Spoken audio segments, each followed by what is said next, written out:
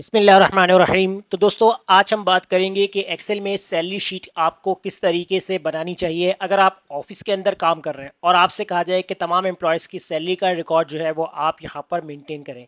तो यहाँ आप देख सकते हैं कि मेरे पास जो है वो एक्सेल के अंदर तमाम एम्प्लॉयज़ का जो है वो रिकॉर्ड यहाँ पर मौजूद है, जिसमें एम्प्लॉयज़ की बेसिक सैलरी, उनके वर्किंग डेज, ओवर टाइम और उसके बाद उनकी टोटल पे, डिडक्शन, एडवांस और उनकी फाइनल अमाउंट। तो ये देखिए यहाँ पर जो है मैंने एक शॉर्ट टर्म में जो है डाटा बना के रखा हुआ है। अब ये किस तरीके से काम करेगा और ये कैसे कैलकुलेट करेंगे हम चलेंगे अपनी नेक्स्ट शीट पे और वहां पर जो है हम इसको स्टार्टिंग से क्रिएट करते हैं। तो अब हम आ चुके हैं अपनी नेक्स्ट शीट के ऊपर और यहाँ पर जो है वो हम अपने रिकॉर्ड को मेंटेन करेंगे और रिकॉर्ड आपका किस तरीके से होना चाहिए। तो यहाँ पर मैं पहले एक फॉर्मेट यहाँ पर बना लेता हूँ ताकि जो है आपको जो स्टेप बाय स्टेप जो आपके मेन पॉइंट्स है उसको हम यहाँ पर क्लियर करते हैं। तो देखिए अब हमने जो है यहाँ पर जो अपना एक बेसिक रिकॉर्ड जो है वो यहाँ पर हमने क्रिएट कर लिया यहाँ पर। और यहाँ पर आपका टाइम भी थोड़ा सा यहाँ पर मैंने सेव किया ताकि कि हमें फटाफट जो है इसको हमने रिकॉर्ड को मेंटेन किया है। अब वर्किंग डे की बात करेंगे यहाँ पर। अब वर्किंग डे क्या होता है, अब इन चीज़ों को आपने समझना है कि इस पे आपने किस तरीके से काम करना है। तो देखें सबसे पहले जो वर्किंग डेज होते हैं वो आपके पास जो है आपने जैसे आपकी अटेंडेंस है कि आपने जो है वो 25 डेज काम किया है, 24 डेज काम किया आपने। तो यहाँ पर जो है मैं फिलहाल कुछ भी जो है वो इनके डेज जो होंगे वो मेंशन कर लेता हूँ। तो मैंने 29 कर दिया, 30 कर दिया, 27 कर दिया। अब नेक्स्ट जो हमारे पास आएगा वर्किंग डे पे, यानी कि आपकी जो है वो पर डे जो पे होगी वो आपकी कितनी बनेगी, उसको आपको यहाँ पर क्या फॉर्मूला अप्लाई करना है। तो आपने यहाँ पर इक्वल लगाना है। इक्वल लगाने के बाद सबसे पहले आप यहाँ पर ब्रैकेट ओपन करेंगे। ब्रैकेट ओपन करने के बाद सबसे पहले जो आपकी सैलरी होगी आपने इसको सेलेक्ट करना है। इसको आपने मल्टीप्लाई कर देना है आपके वर्किंग डे से और डिवाइड कर देंगे 30 से, क्योंकि हर मंथ में आपके 30 डेज होते हैं, क्योंकि जो आपकी सैलरी जो कैलकुलेट की जाती है वो 30 से ही की जाती है। तो इसलिए हमने यहाँ पर 30 से इसको डिवाइड करना है, ब्रैकेट क्लोज करके एंटर कर देंगे। तो देखिए आपकी जो है वो पर डे जितनी आपकी सैलरी बनती है वो आपकी कैलकुलेट हो जाएगी। इसको हम कर देंगे ड्रैग।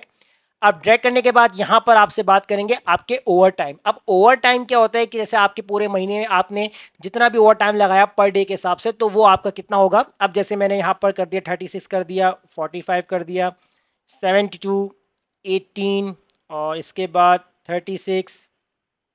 36 कर देते हैं, इसको भी 72, इसको 18। अब बात करेंगे यहां पर ओवर टाइम डे, यानी कि आपने पर डे में कितना ओवर टाइम लगा है, इसको आप कैसे कैलकुलेट करेंगे। उसके लिए आपको करना क्या होगा, आपके पास जो है आपकी कंपनी का जो है वो रिकॉर्ड होता है कि आपके जो टोटल आवर्स होते हैं वो कितने होते हैं। किसी कंपनी में 8 आवर्स होते हैं, किसी में 9 होते हैं, किसी में 12 होते हैं। तो डिपेंड करता है कंपनी के रिकॉर्ड पे। तो मैं यहां पर अगर टाइप करता हूं वर्किंग और इसके बाद यहां पर हम टाइप करते हैं एच आवर्स, यानी कि 9 आवर्स का जो है वो आपका वर्किंग आवर्स बनता है। तो मैंने इस तरीके टाइप कर लिया। अब इसके बाद देखिए यहां पर आपको ओवर टाइम कैसे कैलकुलेट करना है। आपने यहां पर सिंपल इक्वल लगाना है। इक्वल लगाने के बाद जो आपका ओवर टाइम होगा इसको आपने डिवाइड कर देना है, जितने आपके वर्किंग डेज होते हैं 9 आवर्स होगा, 8 आवर्स होगा, उससे आपने इसको डिवाइड कर देना है और इंटर कर देना है। तो देखिए आपके पास जो है वो पर डे का जो ओवर टाइम होगा वो आपके पास आ जाएगा। इसको भी आपने ड्रैग करना है, फॉर्मूला आपका नीचे तक ड्रैग हो जाएगा। अब बात करेंगे कि ओवर टाइम पे, यानी कि अब आपकी जो ओवर टाइम की जो पे है वो कितनी बनती है। तो ओवर टाइम पे के लिए आपको करना है कि आपने यहां पर इक्वल लगाना है। इक्वल लगाने के बाद सबसे पहले आप यहां ब्रैकेट ओपन करेंगे और आप अपनी जो है बेसिक सैलरी को आपने सेलेक्ट करना है।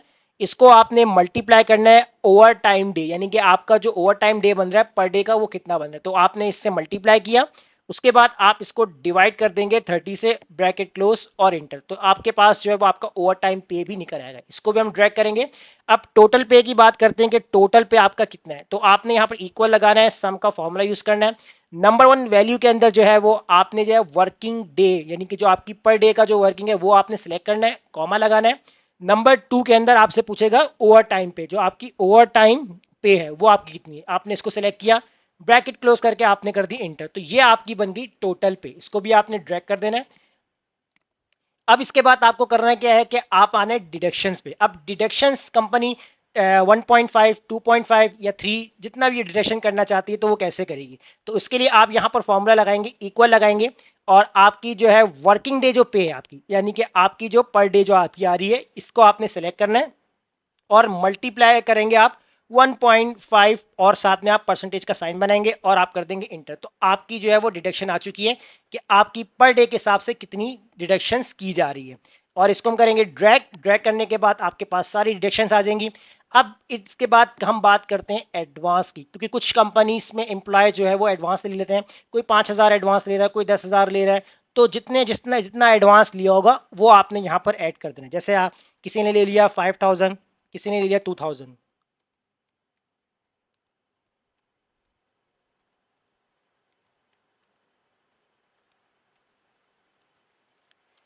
अब इस तरह मैंने जो है सबके जो है यहाँ पर जो है एडवांस मेंशन कर दिया। अब बात करेंगे फाइनल अमाउंट, जो कि हम एम्प्लॉयर्स को उनके हैंड ओवर करेंगे उनकी सैलरी। तो उनकी फाइनल अब कितनी अमाउंट यहाँ कैलकुलेट करनी है, अब उसके लिए आप लगाएंगे इक्वल लगाएंगे।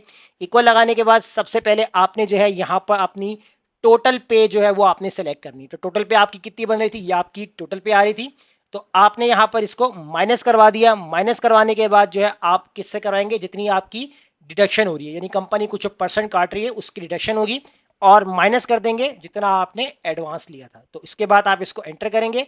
एंटर करने के बाद आपने यहां से इसको कर देना है ड्रैग। जैसे ड्रैग करेंगे तो ये फाइनल अमाउंट भी आपकी निकल जाएगी। तो ये इस तरीके से, इस मेथड से आप जो है वो सैलरी शीट बना सकते हैं ऑफिस के अंदर। अगर आपको कोई टास्क दे दी जाए तो बहुत ही सिंपल तरीका है, इस तरीके से आप कर सकते हैं कैलकुलेट। तो उम्मीद करता हूं आपको आज का हमारा टॉपिक जरूर समझ में आ गया। वीडियो अच्छी लगी लाइक कीजिए, फ्रेंड्स में शेयर कीजिए, और हमारे चैनल को सब्सक्राइब करना मत भूलिएगा। मिलते हैं नेक्स्ट वीडियो में। शुक्रिया।